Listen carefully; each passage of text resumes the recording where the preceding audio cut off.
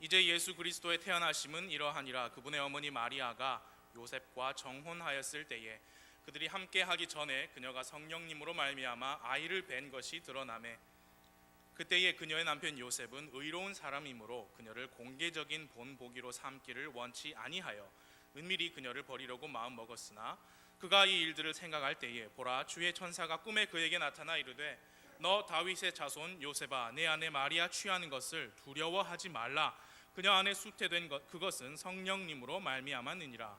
그녀가 아들을 낳으리니 너는 그의 이름을 예수라 하라.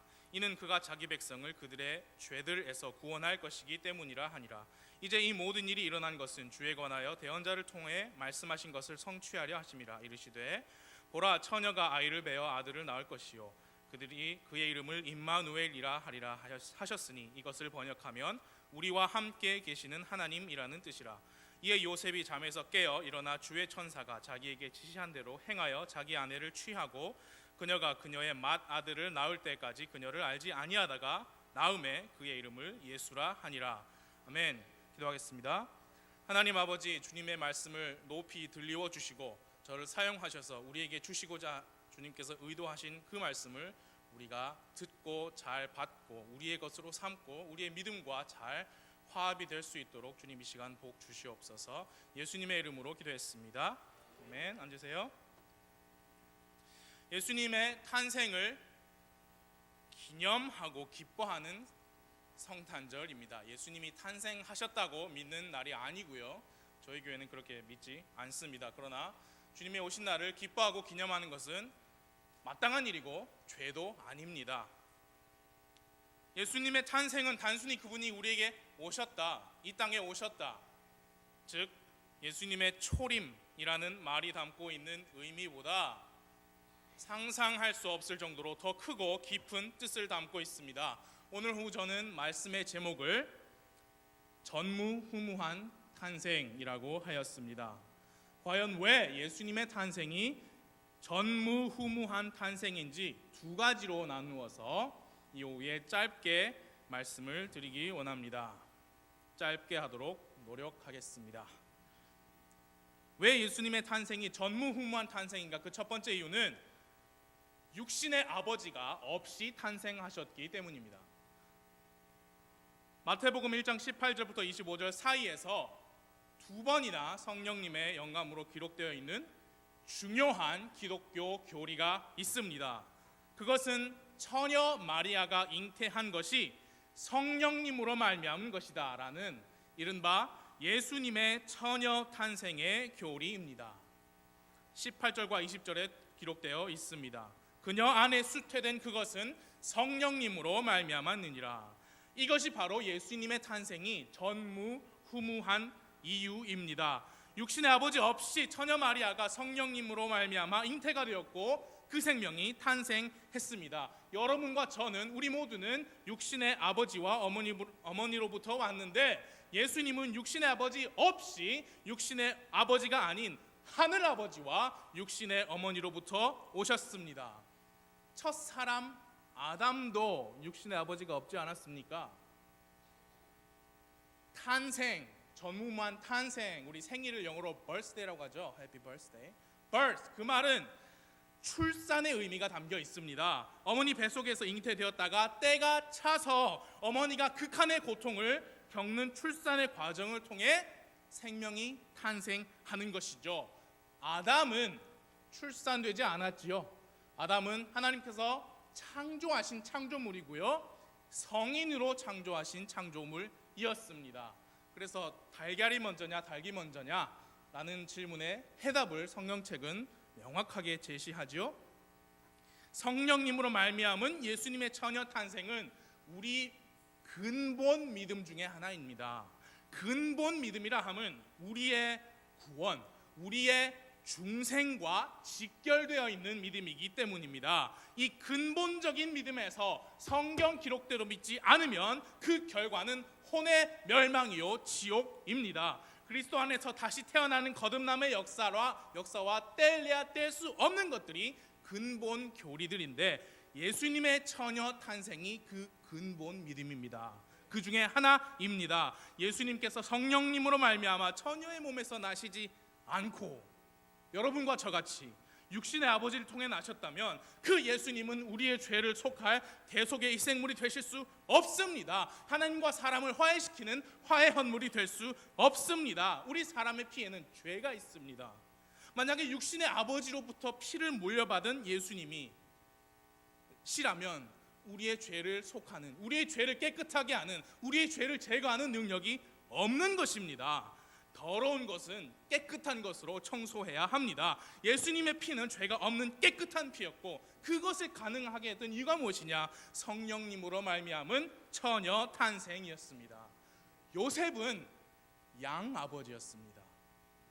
성경 말씀은 절대 요셉을 예수님의 아버지라고 부르지 않습니다. 오직 킹 제임스 바이블에만 그렇게 되어 있고요. 다른 현대 여권, 영어, 한글 마찬가지입니다. 요셉을 예수님의 아버지라 했고요. 요셉과 마리아를 묶어서 부모라고 부르는, 그건 잘못된 거예요. 지난주 주보에도 제가 실은 내용입니다. 기억하실 분들은 기억하시겠지만 누가복음 2장 33절과 43절에서 킹 제임스 성경에는 분명히 요셉이라는 이름과 예수님의 그의 어머니 이렇게 따로따로 구분지어 놓았습니다. 개역 성경은 그의 부모라고 했고요. NIV 영어에서는 his father and mother 해가지고 아버지와 어머니라고 해 놓았습니다. 요셉은 예수님의 부 아버지가 아니고 양 아버지입니다. 영어에 parents, 킹 제임스 바이블에 parents라는 영어 단어가 있습니다. 부모라는 뜻이죠. 그것을 한국말로 우리 성경에서 어떻게 번역했냐면 양친이라 했어요. 양친. 이게 우리가 쓰는 이 흠정역 한글 성경이 정말 탁월하고 월등한 번역인 것을 제가 하나 보여드릴게요. 부모라고 하면 요셉을 아버지로 인정하니까 못해요. 그렇게. 양친이라는 말을 제가 국어사전을 찾아보았습니다. 네이버 국어사전에 첫 번째 의미가 뭐냐? 양친, 부모. 그 양자가 둘 양자입니다. 양쪽, 양측, 양손. 그 둘 양자일 때 부모란 뜻이에요. 그게 첫 번째 의미인데 두 번째 의미가 있더라고요. 이건 둘 양자가 아니라 기를 양자예요. 우리말로 양친하면 길러주신 부모다 그 말이에요. 물고기를 양식하다, 양성, 그런 그 단어에서 이 기를 양자가 쓰이는데 이 parent라는 단어를 양친으로 했으니까요. 요셉은 길러주신 아버지입니다. 마리아는 낳아주고 길러준 어머니입니다. 그래서 우리말로 양친하면 둘 다 아우르는 거예요. 월등한 번역이에요. 성탄절 노래 중에 고요한 밤 거룩한 밤 아시죠? 거기에 주의 부모, 근데 그 원래 가사에는 아버지가 없어요. 예. Round yon virgin mother and child, 저기 있는 처녀 어머니와 아이. 근데 부자가 거기 들어가 있어요. 심지어 우리 침례교회 찬송가에도 그렇게 돼 있어요. 성경적이지 않은 거지요. 그리고 동정녀 탄생이라고 하지 마십시오. 처녀 탄생이라고 해야 합니다. 동정녀라는 말은 천주교에서 동정녀 마리아, the virgin 했어요. 그러면서 마리아의 평생 동정을 가르칩니다. 천주교에서 만든 사도신경에도 동정녀 마리아, the virgin이라고 했습니다. 마리아는 a virgin, 한 처녀였지 그 처녀 또는 유일한 처녀가 아니었습니다. 천주교에서 마리아를 신격화시키면서 사용하는 말인 동정녀, 동정녀 탄생, 그런 말보다 처녀 마리아, 처녀 탄생이라고 말하는 것이 성경대로 믿는 침례교인에게 합당합니다. 전무후무한 탄생입니다. 첫 번째 이유는 육신의 아버지가 없이 탄생하였기 때문이에요. 그런 사람이 없습니다. 두 번째 이유는 어머니를 통해 탄생한 유일한 신인이기 때문입니다. 어머니의 뱃속에서 탄생한 유일한 신인이기 때문입니다. 신인이라면 풀어서 말하면 하나님 사람이에요. 하나님인 동시에 사람인 사람. 영어로는 God-man이라고 합니다. God-man. 예수님의 탄생이 전무후무한 이유는 어머니의 태에서 출생하였음에도 불구하고 그분께서 100% 하나님이심과 동시에 100% 사람이셨기 때문입니다. 인류 역사상 그런 출생은 예수님 전에도 예수님 이후에도 없었습니다. 문선명이는 죽었는데 부활하지 않았잖아요.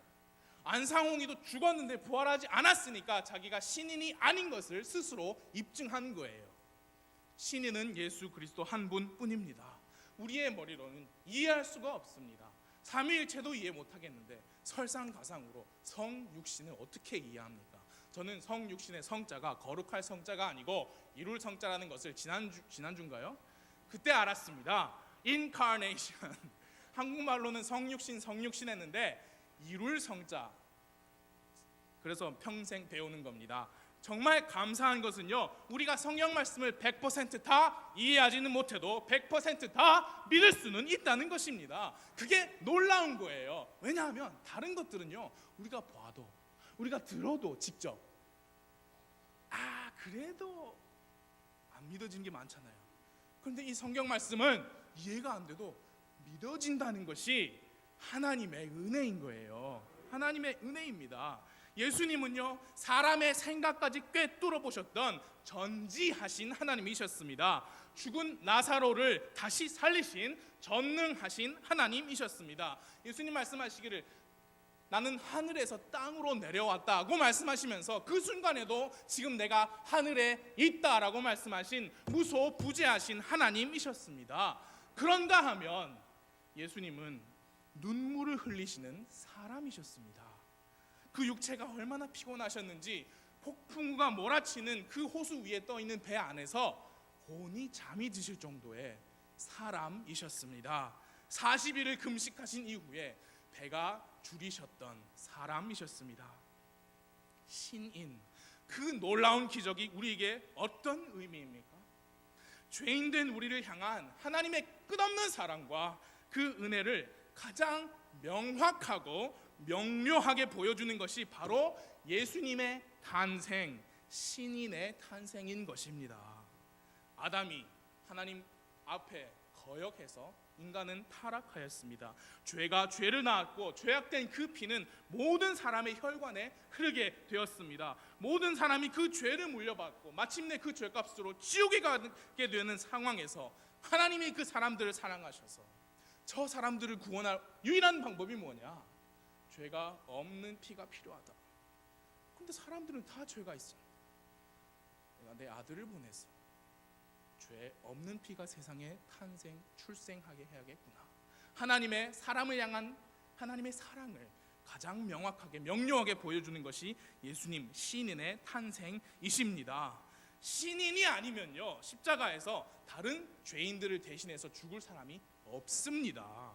죄인은요, 다른 죄인의 피가 필요하지 않아요. 죄 없는 피가 필요합니다. 세상에 그런 피는 없었기 때문에 신인으로 탄생하게 하신 겁니다. 마침내 그 예수님께서는 십자가에서 자신의 죄가 아닌 여러분의 그리고 저의 죄를 짊어지시고 피 흘려 죽으심으로 우리의 죄의 형벌을 대신 받으신 거예요. 그 피는요, 하나님의 피입니다. 사람의 피가 아니었습니다. 죄 없는 순결한 피입니다. 그러나 그 육체는 사람의 육체였어요. 채찍질에 살점이 뜯기면, 이 손과 발에 못을 박으면, 머리에 가시로 만든 관을 꾹꾹 내려 씌우면 철저하게 고통을 느끼는 그런 사람이셨습니다.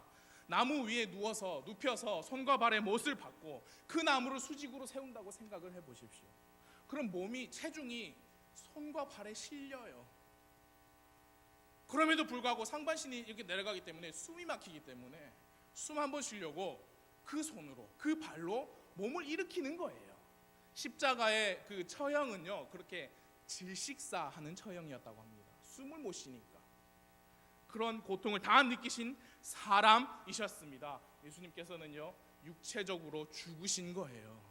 십자가에서 기절하셨다가 다시 깨어난 게 아닙니다. 3일 동안 혼수 상태에 빠지셨다가 깨어나신 게 아니고요, 육체적으로 죽으시고 장사지는 바 되셨다가 3일 후에 육체적으로 완전히 다시 살아나신 신인 갓맨이셨습니다. 예수님께서 다시 사시고 하늘 아버지께 자신의 피를 가지고 올라가지 않으셨다면 우리의 죄는 누가 대속합니까? 누가 감히 하나님 앞에 희생물의 피를 가지고 나갈 수 있단 말입니까? 신인이신 예수님만이 그렇게 할 수 있는 거예요. 예수님만이 그럴 자격을 갖추신 분입니다. 구약시대 때 대제사장은 1년에 한 번 속죄일에 짐승의 피를, 그 희생물의 피를 가지고 하나님께서 영광으로 임하고 계셨던 그 지성소 안에 들어가서 이스라엘 백성들의 죄를 대속해야만 했습니다. 이제 우리의 대제사장이신 예수님은 스스로 자기 자신을 대제사장으로 만들지 않으셨어요.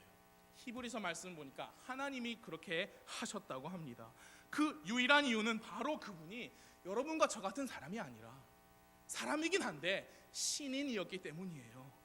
처녀의 몸에서 탄생하사 우리의 죄를 대속하는 죄 없는 피를 가지고 하늘의 지성소에 이르신 우리의 대제사장, 성경에 따르면 멜기세덱의 계통에 따른 영원한 대제사장이 되셨는데, 예수님은 하나님 앞에서 우리의 죄를 대속하는 그 피를 하나님께 드리는 대제사장이 되셨던 것과 동시에 그 피가 누구의 피입니까? 자기 자신의 피잖아요. 자기 손에 들고 있는 그 피를 직접 자신께서 흘리셔서 제공하신 하나님의 어린 양이셨습니다. 인류 역사상 그 어느 누구가 이런 자격을 갖출 수 있었단 말입니까? 없습니다. 신인은 한 사람뿐이셨고, 오직 신인만 우리의 어린 양도 되시고 우리의 대제사장도 되실 수 있는 것입니다. 히브리서 말씀을 찾아보겠습니다. 우리 함께 히브리서 5장 말씀을 펴주십시오. 여기 보고 마치겠습니다.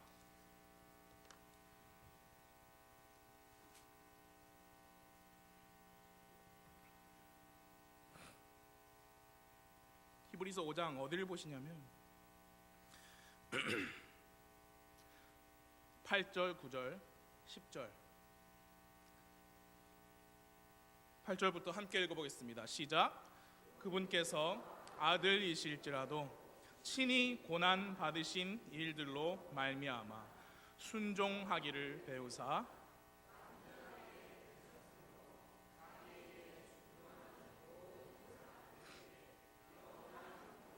창시자가 되시고 하나님에 의해 멜기세덱의 계통에 따른 대제사장이라 불리셨느니라. 여기 8절부터 말씀에 그분께서 아들이실지라도 친히 고난을 받으신 일들로 말미암아 순종하기를 배우사 완전하게 되셨다 해서, 또 미국의 목사님이 책을 썼는데 예수님도 불완전하셨는데 십자가의 고난을 통해서 순종을 배우사 불완전했던 예수님께서 완전하게 되셨다고 그런 끔찍한 책을 썼어요. 근데 그걸 쓰시기만 했으면 우리는 몰랐을 텐데, 저는 몰랐을 텐데, 그분의 책을 이렇게 한국말로 퍼다 날라요. 훌륭한 목사님들이, 독립침례교회 목사님들이 완전하게 되셨으므로 했는데 예수님은 완전하셨습니다. 신인이라니까요. 완전하지도 않고 어떻게 갓맨이라 부를 수 있습니까? 그럼 이게 완전하게 되셨다는 게 무슨 뜻이냐? 여러분 히브리서를 여러분 아시죠?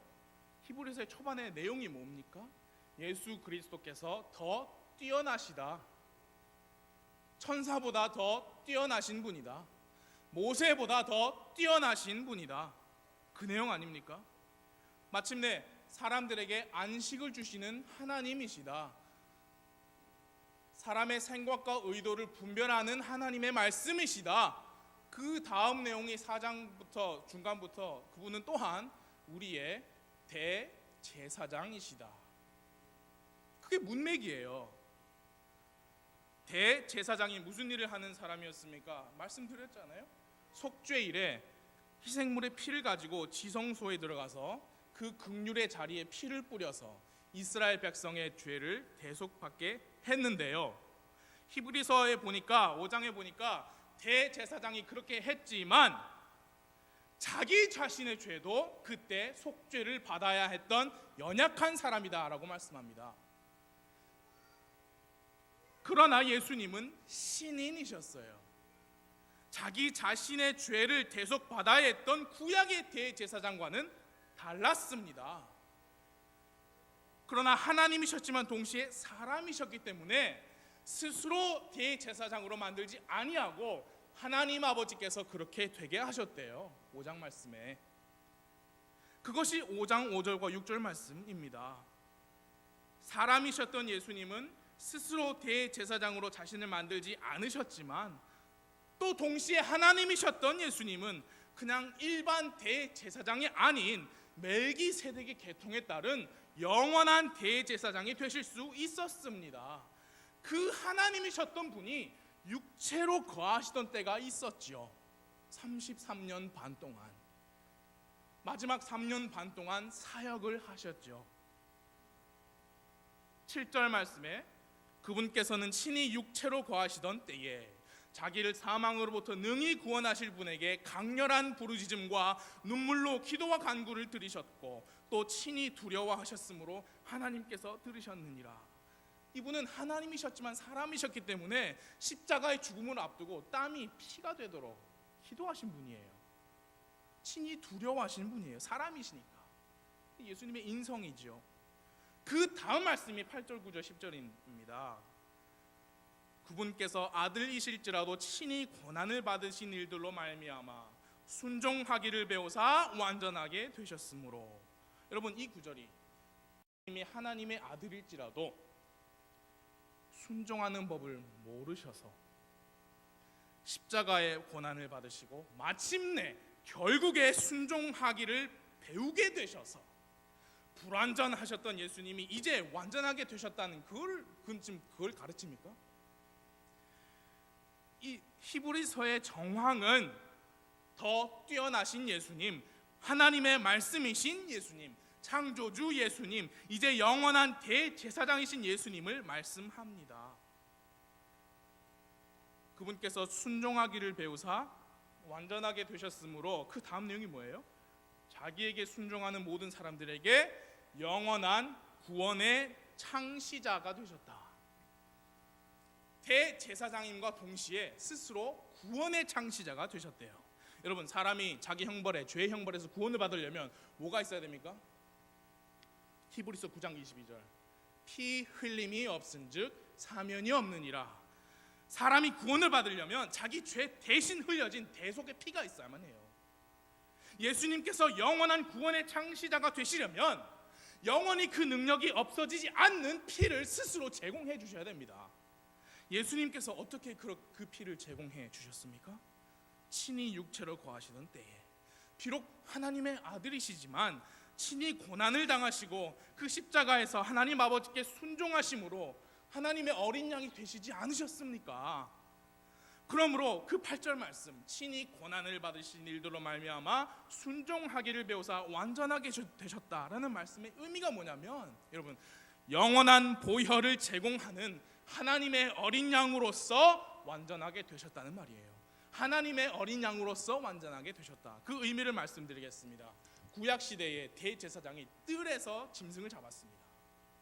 그 피를 가지고 성소를 통과해서 지성소로 들어갔지요. 여러분, 잘 들어주세요. 그 짐승이 너무 고귀하고 정말 완벽해서 대제사장이 그 피를 가지고 지성소에 들어갔을 때 안 죽었습니까? 그 짐승의 의로, 그 짐승의 의가 담긴 그 고결한 피, 짐승이 고귀해서 대제사장이 죽지 않았습니까? 아니면 하나님께서 그 피를 완전하게 만들어 주셨기 때문에 대제사장이 그 피를 가지고 들어가도 죽지 않았습니까? 전자예요, 후자예요? 후자예요. 후자예요. 무슨 말이냐? 하나님께서 그 희생당한 희생물, 그 피를 받으실 만한 거다고 인정해 주셨으니까 대제사장이 그걸 가지고 감히 그 안을 들어가도 죽지 않은 거예요. 예수님께서 십자가의 고난을 받으시고 순종하기를 배우사 완전하게 되셨다는 것은 하나님께서 보실 때에 받을 만하다, 그렇게 인정해 주셨다, 그 뜻이에요. 그래서 이 완전하게, 예수님이 스스로 완전하게 되신 게 아니에요. Being made perfect, 수동태입니다. 스스로 완전하게 하는 게 아니라 누군가에 의해서 완전하게 만들어지신 거예요. 그 누군가가 누구냐? 5절에서 예수님께서 스스로 대제사장이 되지 않고 하나님께서 그렇게 되게 하셨다 했죠. 보이십니까? 7절 마지막에도 보세요. 친히 두려워하셨으므로 누가 들으셨어요? 하나님께서 들으셨어요. 예수님은 하나님이셨지만 사람이기 때문에 하나님께서 그렇게 만들어 주신 거예요. 너 이제 대제사장 해라. 네가 아이고 두려움으로 기도를 하는 내가 기도를 들어주마. 하나님의 주권이에요. 그래서 그 하나님이 예수님의 십자가의 죽음과 그 희생과 그 흘려진 피를 완전하게 해 주신 것입니다. 다른 말로 받아들일만 하다, 내가 받을만 하다라는 완전한 희생물의 피로 삼아 주셨다, 그 뜻입니다. 예수님께서 불완전하셨는데 이제 뭘 배우셔가지고 완전하게 되셨다는 신성 모독이 아니라요. 이해가 되십니까?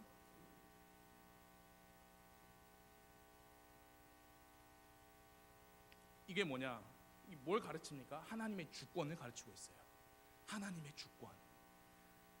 그리고 아들 예수님을 영원한 대제사장으로 만드시고 또 그의 피를 완전하게 하사 완전하게 되셨으므로 뭐라 그랬습니까? 그 다음에 자기에게 순종하는 모든 사람들에게 영원한 구원의 창시자가 되게 하신, 누가 그렇게 되게 하셨어요? 하나님 아버지가. 그렇게 하신 하나님 아버지의 완벽한 구원의 계획을 가르치고 있는 구절이에요. 그 구원의 계획이 정말 이 정도로 완벽하다고 증명하고 있는 구절입니다. 예수님의 탄생이 전무후무한 이유는 유일한 신인의 탄생이었기 때문입니다. 신인이 왜 탄생해야만 하였느냐? 가장 큰 이유는 바로 여러분과 저의 죄였습니다. 죄 없는 피를 흘려야 했던 어린 양이 되셨고요, 또 하나님으로 말미암아 영원한 대제사장이 되셨고요, 자기 자신의 피를 가지고 하나님 앞에 갈 수 있었던 자격을 갖춘 유일한 분이 바로 신인 God-man 예수 그리스도이셨습니다. 예수님께서 십자가에서 죽으시기 전에 직전에 하신 말씀이 있죠. 다 이루었다. 다 이루었다. 예수님은 이 땅에 탄생하셔서 육체 가운데 사셨던 그 33년 반의 기간 동안 그 어느 때보다도 더 우리를 위해 힘써 일하셨어요. 예수님에게는 시간이 없습니다. 여러분 그거 아시죠? 예수님은 영원하신 분이에요. 시작이 없어요. 그 영원 가운데 33년 반이라는 그 짧은 시간 동안, 더 정확히 3년 반이라는 그 짧은 시간 동안 그 어느 때보다도 더 우리를 위해 힘써 일하셨습니다. 다 이루었다 하셨어요. 구원받은 그리스도인 여러분, 성탄절은요, 그 어느 때보다도 우리가 우리의 구원자 예수님께 감사를 드려야 하는 시기입니다. 성탄절은 그 어느 때보다도 더 예수님의 피값으로 사신 그분의 몸된 교회를 인하여 하나님께 감사를 드려야 하는 시기입니다. 그 어느 때보다도 더 영원한 능력을 지닌 그 예수님의 보혈을 다른 사람들에게 전해야 하는 시기입니다. 예수님은 다 이루었다 하셨어요. 이제 우리가 예수님 앞에 설 텐데, 그때 예수님 앞에서 예수님, 제가 할 수 있는 일은 다 이루었습니다, 그렇게 말씀하실 수 있습니까?